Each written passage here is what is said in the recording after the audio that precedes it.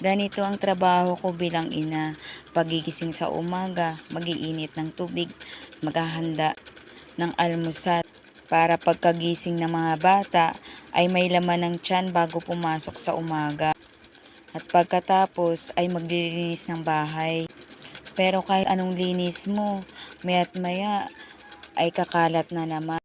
Pero syempre, hindi mawawala ang malakasan at araw-araw na hairstyle ni Bunso. Nagpapatali talaga yan sa akin bago pumasok ng school. Kahit maiksi at manipis ang kanyang buhok ay gustong gusto niyang talian siya. At pagkatapos talian at ayusan ay hatid na naman sa school. Paghatid sa school, ayan, lakad na naman pa uwi. At pagkatapos maglakad pa uwi, magluluto na naman ng pananghalian.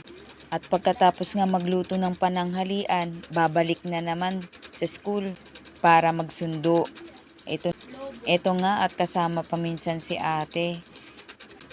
Pag nandito siya sa bahay, sinasamahan niya ako papuntang school. Module kasi siya minsan.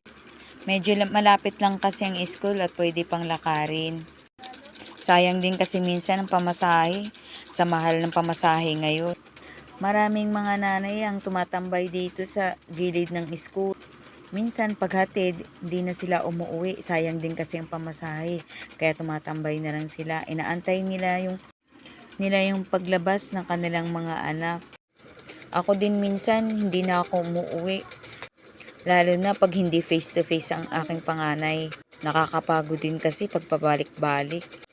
Minsan nagbabaon kami ng kanin, kakain na lang sa gilid.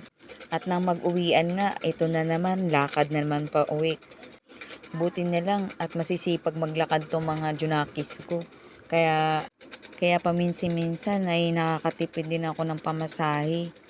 Kahit tirik ang araw at mainit, ayan sige, lakad lang. Tiyaga lang talaga para makapag-aral.